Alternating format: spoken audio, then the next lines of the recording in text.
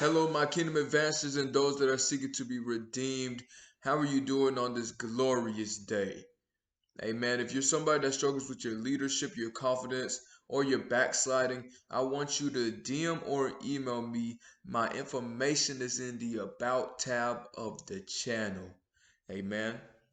Or even if you want to comment leadership down below, then I could certainly help you. Just list your email or your phone number.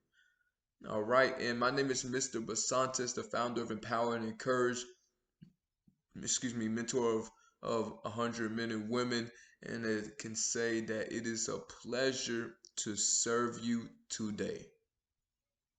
Now, today we're talking about standard. Yes, we're talking about standard today because a lot of us don't really have standards. A lot of us just accept whatever. So it's time for us to add standards. All right, so I want to ask you, are you setting a standard on your life? Before I get to anything else, I want to ask you, are you setting a standard on your life?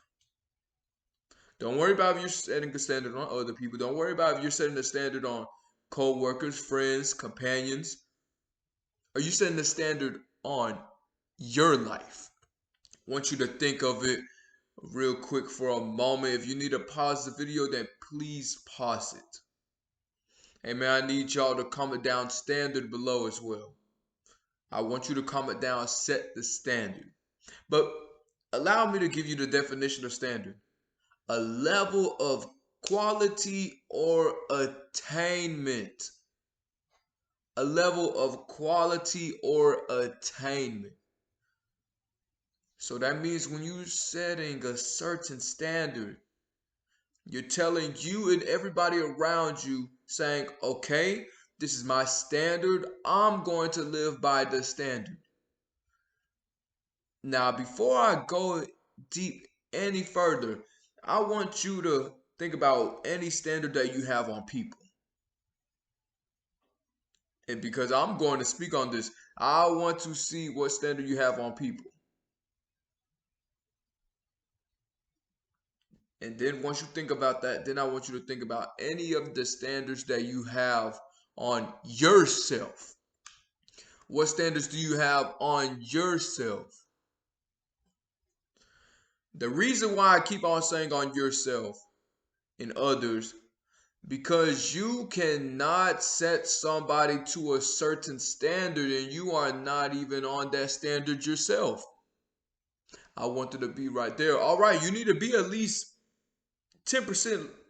The minimum should be 10% lower than them. If you're setting a standard, or if you're setting a standard for somebody, you either need to be at that level or higher. Because it's not fair to anybody for you to set a standard that you are not even on. It makes no sense.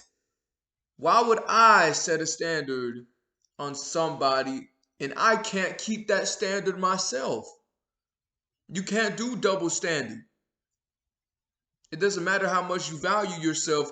Clearly, you don't value yourself enough to the point to where you can't even set a standard for yourself. So you want to know what that tells me? You want others to value you, but you don't value yourself. So we're going to change that. We're going to change that, okay? Because you can't do that.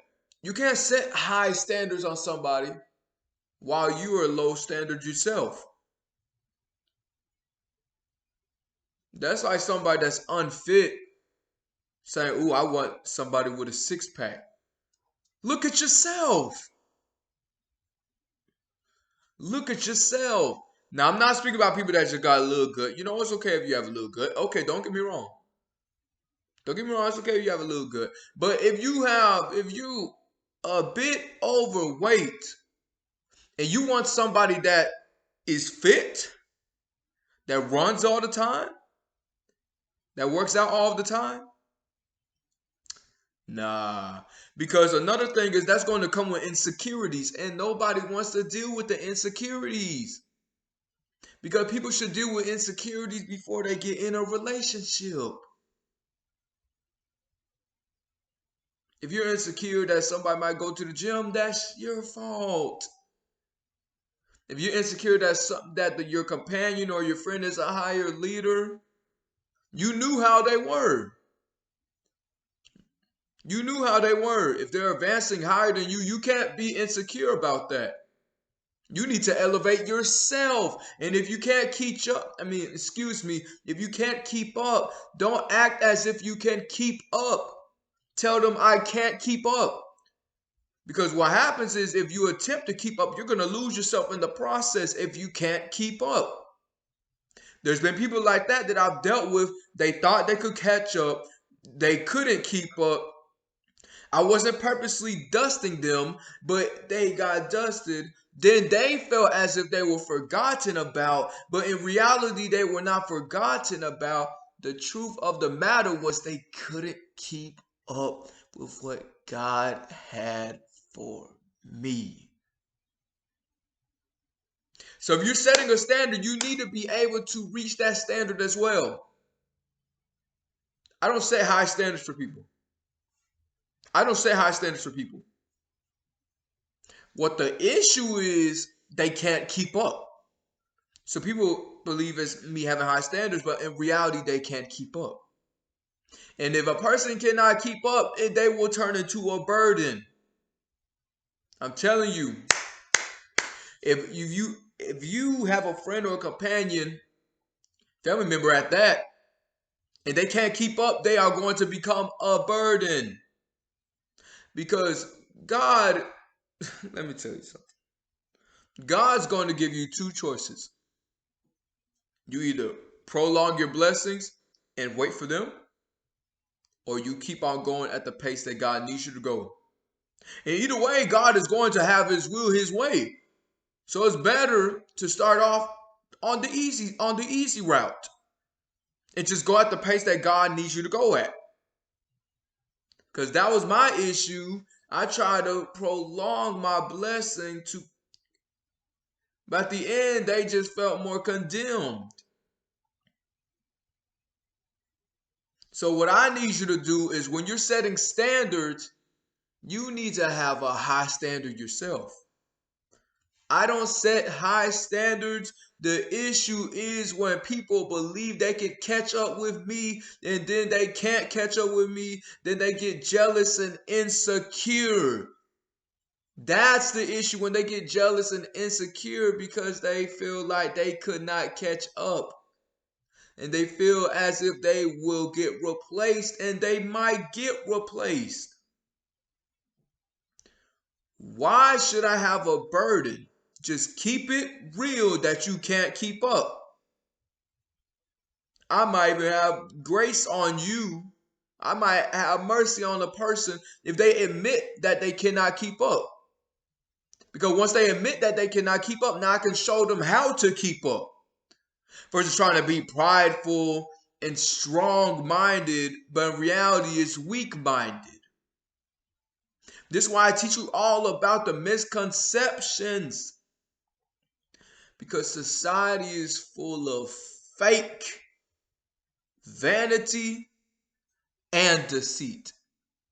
Okay? So I want you to understand that you need to set high standards. I'm not even speaking about on people. I hear so many people saying, oh, set high standards on people. No, you need, because if you set high standards on yourself, your standard bar will already be high.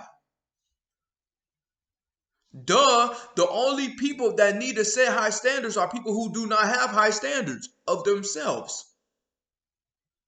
That is the truth of the matter. If somebody manipulates you in a certain area, that means your standard is not high. My standard was not high in relationships because I didn't have great relationship IQ. I wasn't great in relationships. That resulted to me getting hurt in relationships because my relationship standard was not high. Because my personal relationship standard with myself wasn't high. Now, if you took it to the spiritual, all my standard was high. Took to the physical, all my standard was high. But when it came to the relationship, my standard wasn't high because I didn't have a personal relationship standard for myself. And then I learned to fix it. Then I started to realize that I started setting high standards relationship wise now because my relationship IQ personally is high. Are you not listening? You not listening. You are not listening. You're not listening. I bet you're not listening. Come on, you have to keep up. Keep up with me. Keep up. Because that's the only way that you have to set high standards if you don't have a personal high standard in that area of your life. I don't have to set a high standard for somebody having a strong relationship with Christ. They will already understand that in order to hang with me, you must have a strong relationship with Christ. So therefore, you won't have to tell nobody that type of standard because your work will speak for you. Your fruits will speak for you. Oh man, your works will already speak for you. So when you believe you have to prove a certain standard, that lets yourself know that you don't have a high standard of yourself in that area. And I need you to get this. I really need you to get this. I was speaking about double standard, yes.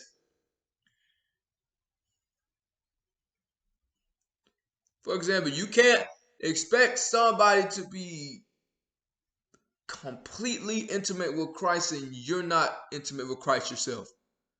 I want somebody that's intimate with Christ. I want somebody that knows how to make money. I want somebody that's fit. You're not even attempting to be fit. You're not attempting to increase your intimacy with Christ. And you're not even attempting to create kingdom wealth. Okay? It's different when the Lord tells you to be physically meek as well. But kingdom wealth is you attempt to make strategies to make money. You can't say, oh, I want somebody that's emotionally controlled when every time somebody says something out of pocket, whether in public or private, you snap and catch an attitude. You can't you can't say that you want somebody of self-control when you can't even control your emotions and you cannot control your pride. You cannot control how you do an outburst. You go on silent mode for hours. That going on silent mode for hours isn't self-control. That isn't self-control. Isolating yourself isn't self-control. We have been taught that isolating yourself is self-control. Self-control is when people are talking bad about you, possibly in your face, and you still tell them God bless you. That's self-control. Isolating yourself only deepens it inside of your heart. You really believe that isolating yourself, self-control. That only works physically, but it never works for your mental. That only works physically. I used to believe that exercise. I used to believe running will help me out, but really it only isolated me and it did not give me any self-control. I used it as a coping mechanism. I use other things as a coping mechanism. Come on. Doing a physical activity is not self-control. It's not. Self-control is a mental. Then it turns to a physical. So I want to tell you some facts about standards. Number one, I need you to write these down. It increases the ambition in your goals. It increases the ambition in your goals. Do you ever understand that when you listen to a certain motivational video, you listen to me, you listen to anybody else, you have this urge to set the standard. Now, for those that actually pursue on setting the standard, I applaud you. But for those that don't, you're missing the action step to now have an increase in the ambition that you should have. For those that actually took the next step, the action step, in setting the standard, you'll notice that your ambition is now increased. How do I know? When I started setting a certain standard for myself, I first started off with, no, I'm not going to cuss. I first started saying, okay, I'm going to stop being angry. I told myself, okay, I'm going to stop listening to secular music. I told myself I'm going to stop being sexual immoral. I told myself I'm not going to fornicate. I told myself that I'm going to have self-discipline. And guess what happened? I set the standard. And now my ambition is increased because I set the standard. I set a standard saying I want to help my family out. So now I have increased ambition in my goals. I told myself I want to help the community out. All right, so that's increased ambition in my goals. I told myself I want to be able to provide for generations. That's increased ambition to my goals. So I need you to have a standard, a higher standard, a kingdom standard that won't just help you, but help those around you. And that, my friend, my brethren and sisters, is how you increase the ambition in your goal. If you don't have anything fueled for your goal, it's just a dream. It's not even considered a vision, because a vision, you can see through it. A dream, you visualize it. It's different. It's a difference. When you visualize a dream versus when you have a vision, it's two different things. When you have a dream, oh, you visualize and oh, it's all fantasy. But when you're doing a vision, you already have it planned out in your head how you're going to do it. Then you plant that vision by creating steps, evaluating, and executing it. Come on, y'all. Come on, y'all. Come on. So I need you to set the standard. Number two, I need you to write these down. It causes an inner shift to take control. It causes an inner shift to take control. Do you ever notice when you set a certain standard for yourself, once again, you stop doing things? People might ask me, what's wrong with this? Matthew, what's wrong with this? Why don't you do this? There's nothing wrong with it. There's a point in your life, and some people don't reach this until they're in their 20s, their 30s, and sometimes their 40s. But I don't ask what's wrong with it. I ask what is right with it.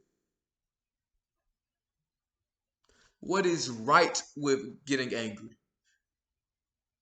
There's a whole bunch of things that are wrong with being angry, but what's right with it? Don't get me wrong, secular music is so pleasing to my flesh. But what is right about it? A lot of people always focus on, oh, that stuff's wrong, that stuff's wrong. Let me tell you a key. If you start telling your children, if you stop telling them what's wrong with it and ask them what is right with it, I guarantee you they will change. And a lot of you parents are going to get upset at me for saying this. But watch this. There was a statistic that was released. There was a report that went out when there was a sign that said don't drink and drive. It increased.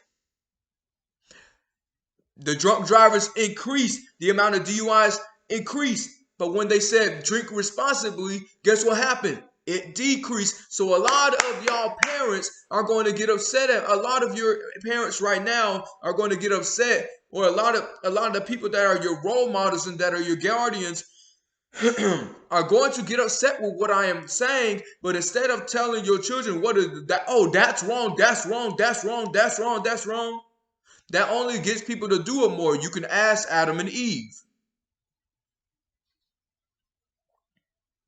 It's not your children, it's nature.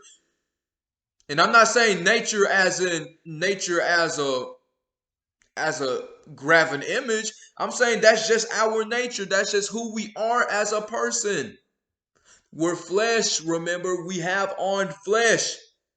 So when you're saying what's wrong with it, that's only going to lead us towards it. That's only going to lead your children towards it. But I guarantee you, if you take the same approach as they did with drunk driving, as in saying what's right with it, it would change them.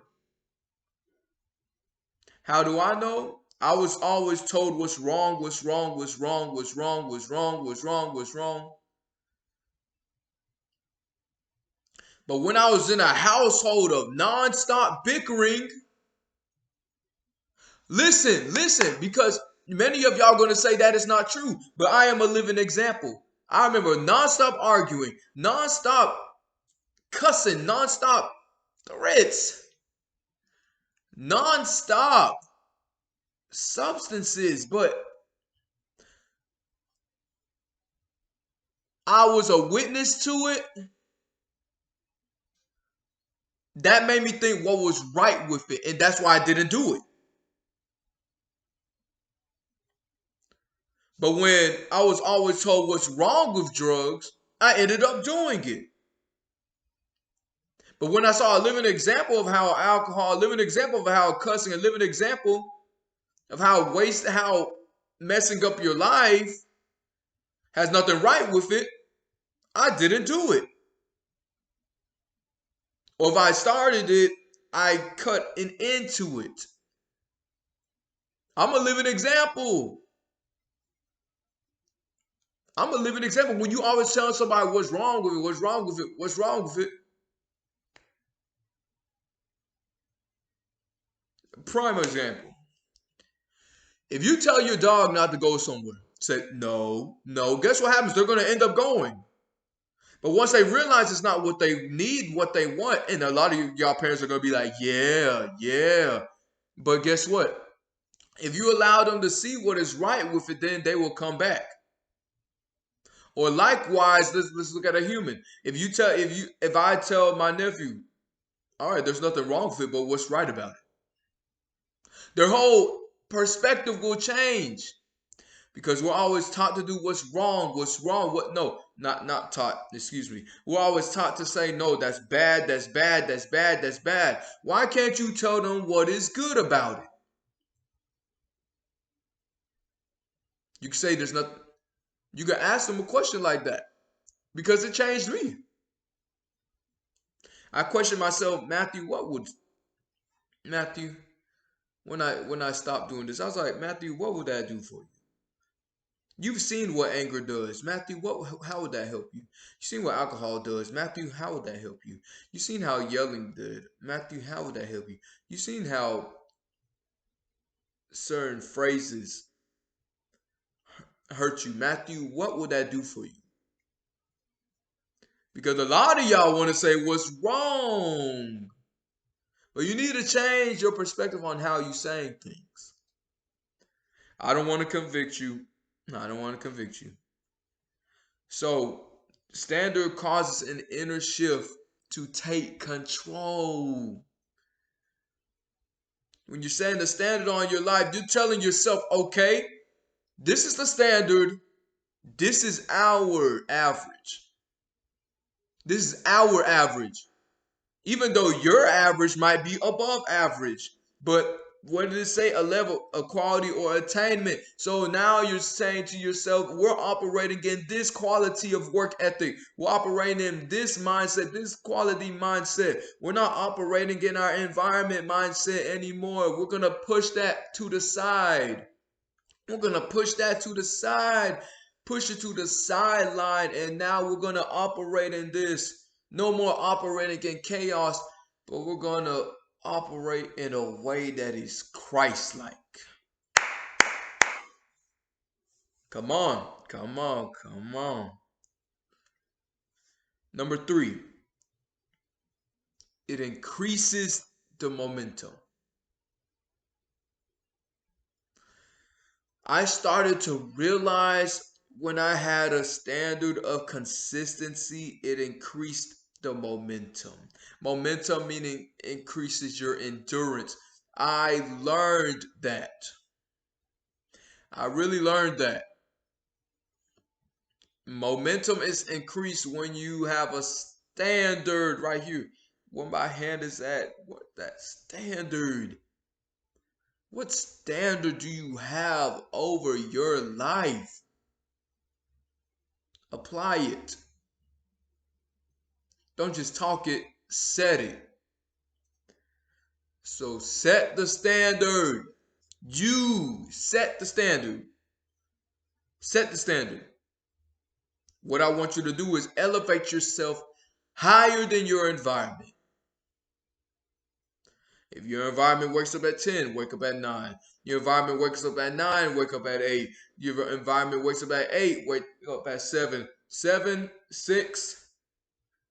Even if they wake up at 5, if they're part of the 5 a.m. club, I'm not saying like a regular strip club or a club where you do secular things at. But I'm saying if they're a 5 a.m. club where they already on their grind at 5 a.m., good. Wake up at 4. Even if they wake up at 4, good. Wake up at 3. Come on, I'm trying. Above average. That means that you just put a little bit more than the norm. You just getting an extra hour ahead. You're getting an extra 2 hours ahead. You're getting an extra 3 hours, an extra 4 hours. Above average only means that you're doing above the norm, above normal. I'm so for real. If you're a runner, everybody's doing a regular practice. I don't know if your practice is 90 minutes, good. Do 10% more. Do 9 extra minutes. Those 9 extra minutes will cause you to get ahead. You're a speaker. A regular person records one video. Okay, that's wonderful. If they do a regular 30-minute video, okay, cool. Don't legit put 3 minutes in, but all right, learn how to be more efficient in your speaking. If you see that people in your environment don't have any type of relationship with Christ, good. Be above average and learn and taste the name of Jesus Christ, and you shall see. I'm only blessed because I put him first. That's the only reason why I'm blessed. Spend 2 hours with the Lord. I'm blessed because why? Because I put him first. I put him first. That's why I'm blessed. I put him first. That's why I'm able to endure. I put him first. So put him first. Prime example, people at your job. 8 hours. You're working, let's say you're working 8 hours. Okay? Just spend an hour on your gift. That's a little bit over 10%. Okay, that's a little bit over 10%. Don't get me wrong. It's just a little bit. Okay, just a little bit. Okay. But you'll be ahead over everybody that's average. Now I'm not saying you have to jump from waking up at 8 a.m. to 3 a.m. I'm not saying that because my gap didn't shift like that. I'm not going to lie, it was a quick shift for me. But I didn't start waking up at 3 a.m. in April 2021. I started waking up at 5 a.m. That was my time, 5 a.m. Then I went to 4 a.m., 4:30. Then I made the decision to wake up at 3 a.m.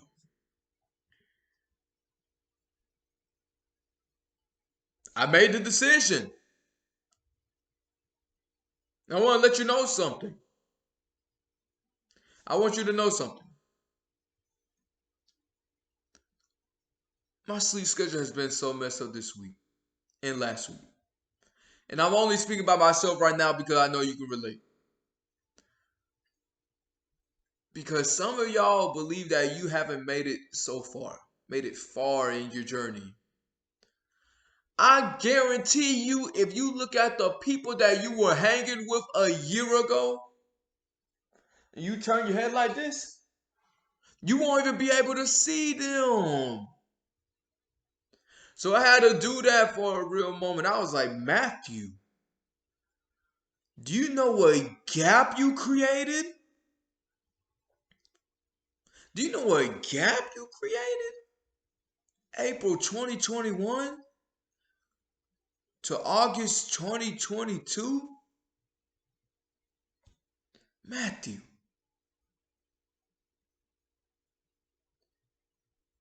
Matthew, a year in a year and 4 months. Matthew, do you know what kind of gap was created? So if you separated yourself 6 months ago, you are still further along the line than those that are stagnant. A year, you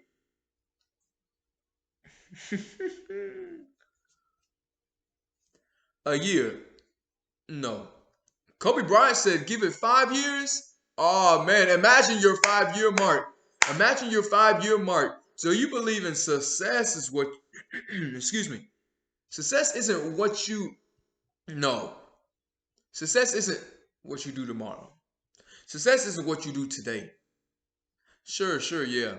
Success is being fruitful in all areas of your life.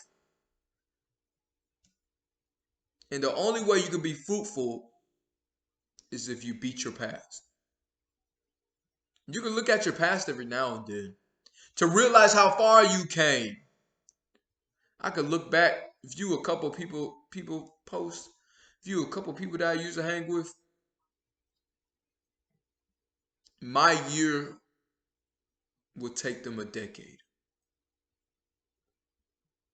My year would probably take them 7 years. But it's not because of me.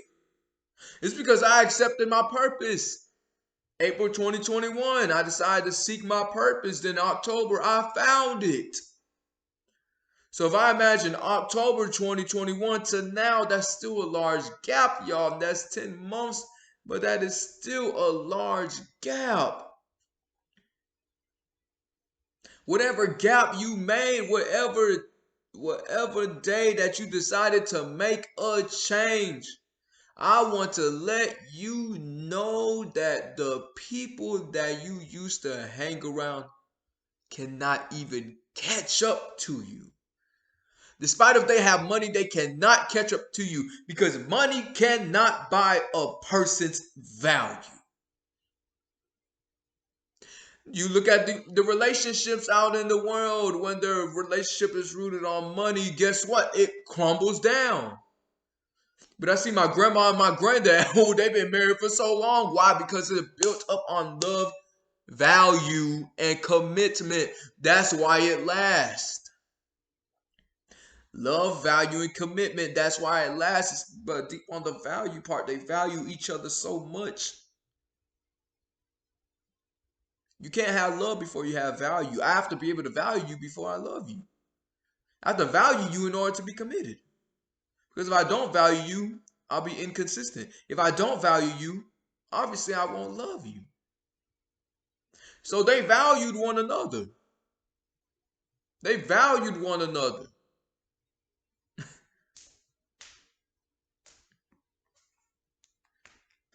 Glory be to God. Be the lion of the jungle. And matter of fact, be the lion of your whole world, of your world. Be the dominant one.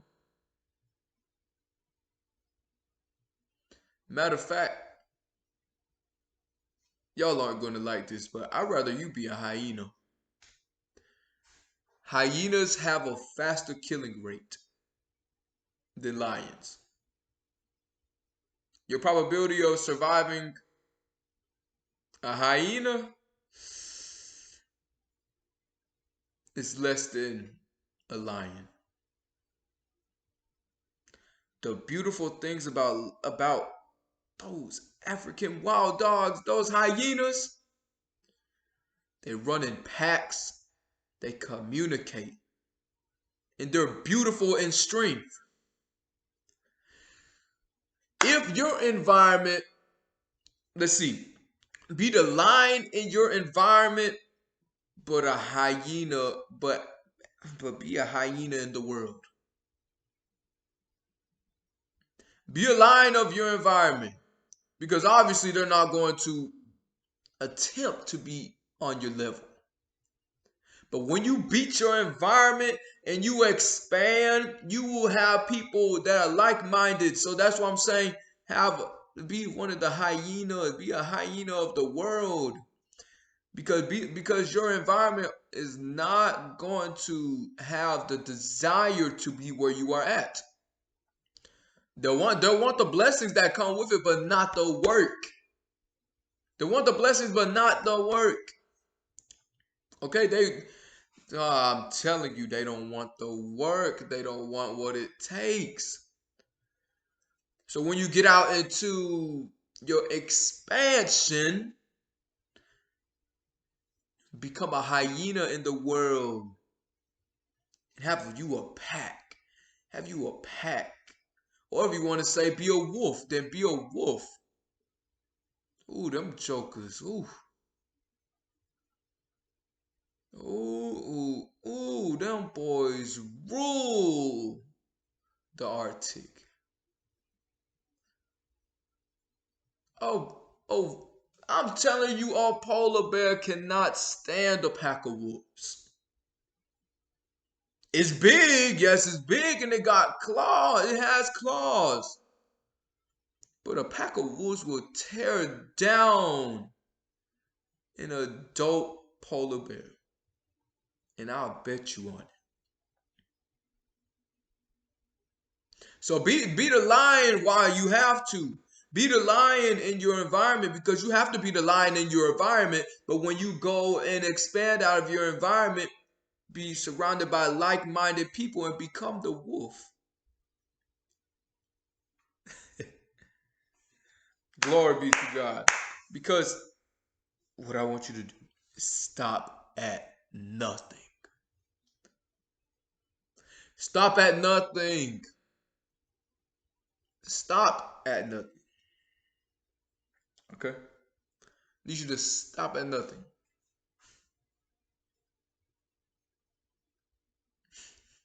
Glory be to God. And when I mean stop at nothing, people usually say start from nothing. But when I say stop at nothing, do not allow anything to stop you with what God has you doing. Don't stop. There'll be times you want to give up. Don't stop. There'll be times you might be delayed. Don't stop. There are going to be times you, oh my gosh. Don't stop. Don't stop. Don't stop.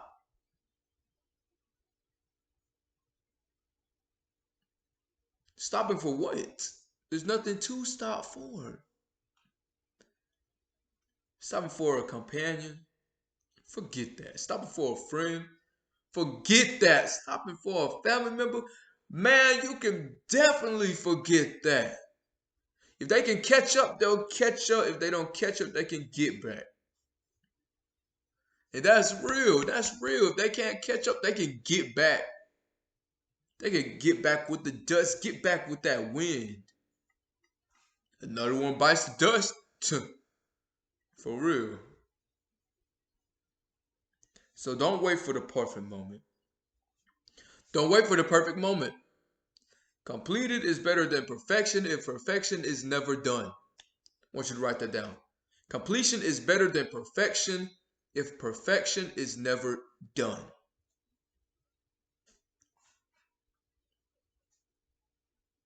That's true.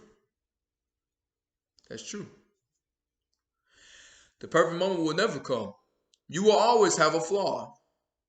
You will always have a struggle. There will always be a tweak in the journey. There will always be a mess up. There will always be something that could hold you back. That's why when God called me, I went straight to it. Some people be like, "Oh, well, you have a flexible schedule to do this and that." No, it has nothing to do with with the fact that I might have a flexible schedule. It has everything to do that if I was to not obey God, my life would not be where it is at. People say, "Oh, you blessed because you could do this." Nah, you could be blessed like this if you just obey your calling. This comes from being obedient.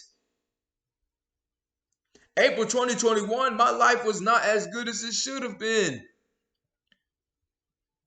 In all areas. I was lost. I didn't know what to do.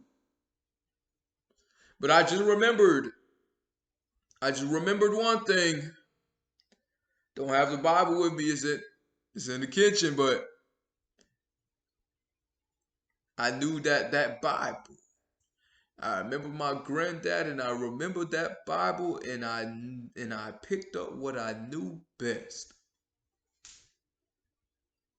A lot of y'all say, "Oh, you're not busy because you do your work." No, I am busy. I hear my family members saying the same thing. "Oh, you're not busy. Oh, you're flexible." I'm not flexible. Because at the end of the day, the work still has to be done. And in my mind, I say this: just wait till you answer your calling. Just wait till you answer your calling. You're going to understand. I'm telling you, it's not peaches and cream on this side. It's not peach cobbler on this side. It's not. It will never be. But it only seems like that from your perspective watching on my life because I keep the peace of Jesus in me while I'm obeying my calling. This takes sacrifice in every area. I had to tell my nephews, "Hey, I can't spend all this time anymore." I had to tell my sister, "Hey, I can't spend all this time anymore." I had to tell my mother, "Hey, I can't spend all this time anymore." I told my old friends, "Hey, I can't be a part of y'all no more." I said that. As much as I didn't want to, I realized I needed something better for myself. Do I wish they could come on this side? Yes, I do, but I can't make them change. I can't make them change.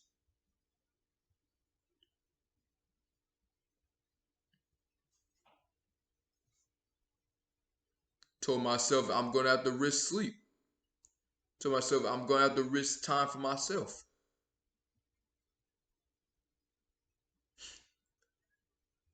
But I know for a fact that nothing is wasted. So there's a lot of us that seek opportunities. There's a bunch of us, we seek an opportunity. We seek it. I know we do. We want to seek the opportunity. But instead of seeking the opportunity, be the opportunity. That's right, be the opportunity. You see, you want an opportunity, be the opportunity first. How can I become a better coach? Learn how to become one. How can I have an opportunity to speak? You first become the opportunity by improving in yourself.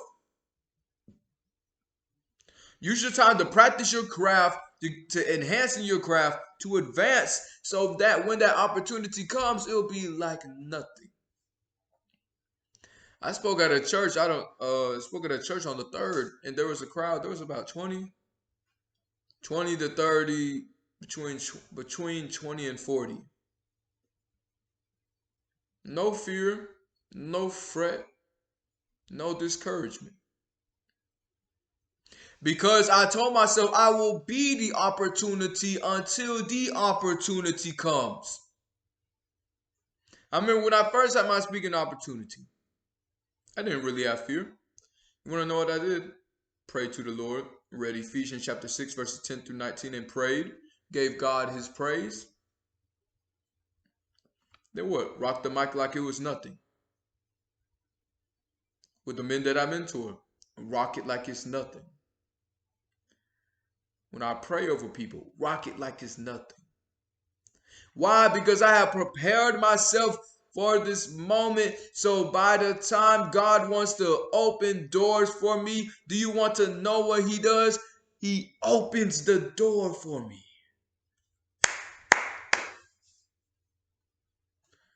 And he trusts me with it.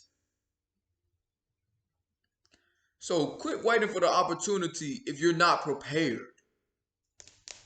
Told myself, Matthew, you have to be prepared for the opportunity. Told myself that a long time ago, Matthew, you have to be prepared for the opportunity. So practice while you can. Because once the opportunity comes and the sleep schedule gets messed up, you can't say you weren't prepared. God gave you the time. The Almighty gave you the time. It's time for you to work now. We create the doors, not the knobs. Oh, you might not get it. We create the doors, but not the knobs. Okay? We create the door, not the knobs. I want you to understand this. The Lord Almighty can allow you to open doors for people, but he's in control of the lock. So you might boast and saying, oh man, I praise the Lord. I praise the Lord for allowing me to open these opportunities for people.